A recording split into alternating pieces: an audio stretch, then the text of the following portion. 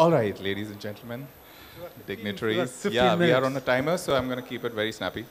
We are here with uh, the esteemed gentleman sitting here, Mr. Braham Singh, and his first novel, right? His first novel called Bombay Swastika is on the stands, and today we are going to discuss about that. The cover of his book actually has a review by Shobha Day which says it's an unusual premise. So I'm going to start with an unusual question. Okay. Right? Like this book, even his other script called The Emperor, he's chosen the 60s as the backdrop. And I strongly believe that every author has a favorite decade. I want to ask him why 60s is his favorite decade. Okay, thanks. You could say it's because I grew up in the decade, I'm that old. But really, the books I write or plan to write have history pushing the story forward. So when it comes to India, or when it comes to Bombay, the 60s was when, how to put it, we were, we had just, our parents, the British after all, whether you like it or not, they were my bop to us, right? Yeah, it was an interesting cusp actually. Yeah, they left. So in the 50s, we were we were the teenager who's suddenly found freedom, doesn't know what to do with it. By the 60s, I think we had made all the mistakes which kind of showed where we were heading, and it wasn't a very pretty sight. So if we have to use history in India to propel a story forward, the 60s are a brilliant place to start. And also because the protagonist in the story is a German Jewish refugee from Berlin who ends up in Bombay. And in the 60s, he meets a Sindhi refugee from Pakistan. And so the love affair was kind of fomenting in that decade, so 60s is. Yeah, and like we all know, people who know their history very well are spared a few mistakes. So I think your protagonists also kind of will reflect that. Now I'll ask the customary question, what is the book about? What's the plot? What's the core DNA of the book? It's actually a love story being propelled, like I said, by history. It's actually based on a true story. I mean, there was this German refugee from Nazi Germany who ended up in Bombay. That's a fact. And he did meet a Hindu Sindhi refugee from Karachi. So that much is true. And then, so I started off, when I took a sabbatical from work to write the book, I started off thinking it would end up, I would do a true story, a non-fiction. And then luckily for me, he has a daughter in Miami, in Florida, who threatened to sue me if I wrote about her father. And that was the best thing that happened. I mean, I was bummed out for a couple of months, but then it gave me the opportunity to add the masala and make it into a nice work of fiction, and that's what I did. So there's a very strong basis to the story, and that's this guy Ernst. He's a real life character. So Ernst Steger, right? The name is Ernst Steger. Yeah, but that's not the real name. Oh, it's not the real name. Oh no, it's not. No, I'm asking about the protagonist. Okay. The protagonist of the book. Yes, of course, yes. So I think everyone here would want to know before they pick up the book, what part of Ernst Steger is you? Yeah, he hit it on the head. You know, every protagonist or writer is made up of multiple personalities, and quite a few of them are his own personalities. Yeah. Ernst Steger, unlike a typical expat, is a loser. He's a complete failure in India. We are so used to the NRIs and the expats in India, ostensibly very successful. Well, Ernst wasn't. He was a failure. Everything he did kind of wilted, including his love affair, until he reached a point where he had nothing to lose. And that's when he becomes a hero in the traditional sense, when he has nothing to lose. And I can see a lot of the loser in me. I've made more mistakes in my life than successes, and that part. So when you read about Ernst the Loser, you can see it's very compelling because I can tell you from personal experience. Now, whether I've reached the point where I had no choice, I don't know. We'll see about that. Well, I think we all love flawed characters, flawed protagonists. So Yeah. I think it's going to be a big commercial success as well. Speaking of which, there is a German Jew who lands up in India, gets kind of stuck in a murder investigation. Then there is an atomic reactor being used as a backdrop.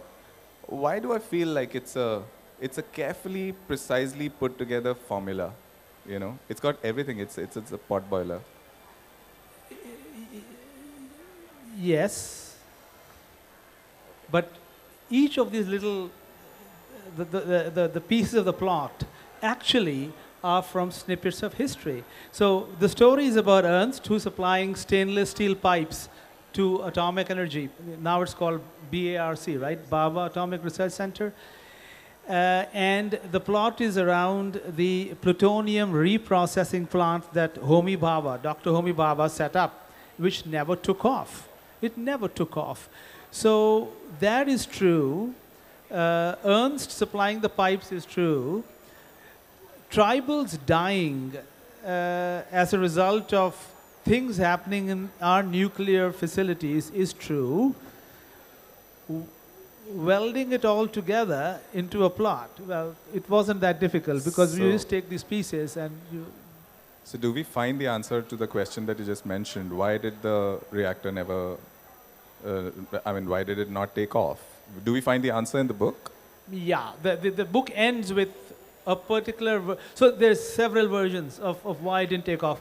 It's always when you have a number of possible solutions, the trick is to go for the simplest one, and that probably is the real one. And the simplest one is that we were quite inefficient in the way we did our nuclear reprocessing. It's a funny thing which we should think about for a second. Every country in the world has had a nuclear incident. Every country. You know, in America, I live in the States now. In America, we've had the 3 Mile Island. Russia, we all know. France has had it. Japan, we know. Britain has had it. Guess which is the only country that officially has not had a nuclear incident? Wow. It's India, isn't it? We have not had an official nuclear incident. Is that even possible? So that's where the story revolves around. I got a little confused. Are you complimenting ourselves, or are you saying there's been a disaster which we don't know about? Well, I guess we are officially complimenting ourselves, but we have something which we inherited from the British. It's called the Official Secrecy Act. So, for example, when there was an incident, purportedly, and there was a whole audit done, so Homi Bhabha said, we must audit this thing, find out what was the reason. And they did a whole audit and immediately sealed it under the Official Secrecy Act, so you don't know. You know, this morning, one of the authors was actually talking about marketing, authors marketing their own books. I just now saw the subtlest, but most effective way of ensuring that everyone gets up after this session is over and goes and grabs a copy back there. You've kind of created enough mystery about it. I have a question about what is your connection? I was going through the pages and I realized that there is a connection somewhere. I want to know what's the connection you have with the German and the Jewish cultures. I grew up, with my father's, when my father's very close friend was a Jewish gentleman. And in my family, so the religion I don't practice right now is Sikhism, so I come from a Sikh family. And my mother would always compare. She see how we just 2% of the population, and look how successful we are. Well, that's debatable. That's her version. But she would compare it to the Jewish people, and it's true, isn't it? I mean, you just look at the statistics. Whenever there's a Nobel Prize being announced, what are the chances of it being a Jewish person? Pretty high. The world's best doctors, Jewish. The world's best scientists, Jewish. The musicians, Jewish. It's just that this small community has actually taken over my imagination, at least, by being so successful in spite of so much that has happened to them. Unfortunately, you know, what's happening today in Israel is not the Jewish community I love, and there's a lot going wrong there now. And I'm a frequent visitor to Israel, but it's undeniable that it's a remarkable community, and they have fired up my imagination. And I guess it was when I came across Ernst's story, I just grabbed it. Sure. So two books specifically come to mind. One is God of Small Things, about obviously, and the other one is Midnight's Children. Both have very beautifully used a movement, a socio-political movement as a backdrop, and woven great character-driven stories, you know, in the foreground. If I were to ask you, in the light of this kind of a format, who are the two most favorite characters you have in the book, and what's their significance on the story in the plot? So quickly to what you said, actually history is such a propellant. It's like jet fuel, you know. You can use historical events to fuel your story and push it forward with such grace. Two characters who play a huge role in this book in terms of propelling it forward, not necessarily being taking up a lot of pages. One is Jinnah, Muhammad Ali Jinnah, and the other is Dr. Homi Bhabha. Jinnah is one of the biggest tragedies of the subcontinent, a hugely misinterpreted figure, if you read about him. But not going into all that, in the book I used Jinnah to make this, to enable this girl, the Sindhi Hindu girl escaping from Pakistan, how she ends up in Bombay. So I use Muhammad Ali Jinnah's death to propel that forward. I don't know if anyone is aware how he died. It was the saddest of fate anyone can have, let alone a great man. He was coming back from the hill station. He had tuberculosis, and he was brought to Karachi so that he could pass away peacefully in his hometown. His ambulance was going, and at Lahiri Bridge, the crossings, the signal came down because the train was passing, and when the train had gone, the ambulance could not start, and Jinnah died there in an ambulance on Mauripur Road, surrounded by refugees, covered in flies. And the reason that happened was because they forgot to fill petrol in the ambulance. So the father of the nation died for that dumb reason. It's not well known, but it's a part of history. So I used that incident to propel the refugee family to Bombay. And the other person, of course, my favorite character in the whole book is Dr. Homi Bhabha, who plays a role simply by being there and setting up his nuclear plant, and then being part of the events that take place. All right, I think that was amazing. I'm sure everyone feels compelled to pick up a copy of the book. I hope so. Are there any questions you would like to ask Singh Saab? Questions, guys? Yes, please. Can someone give her the microphone? Hi. What next after Bombay Swastika?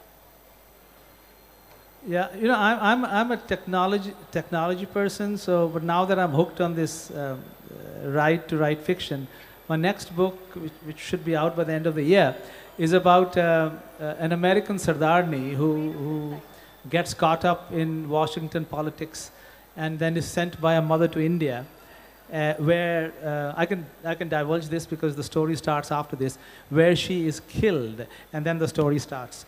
And the book's called Her Browser History, so it should be out in about 6 months. Yeah. All right, that was amazing. Can we wind this up then? All right, thank you so much, Mr. Thank you, guys. Mr. Singh. Thank you for the book discussion by Bombay Swastika, Braham Singh and Vaibhav Modi. Please can we invite Mr. Daniel Zawski to felicitate them. Ladies and gentlemen, please put your hands together.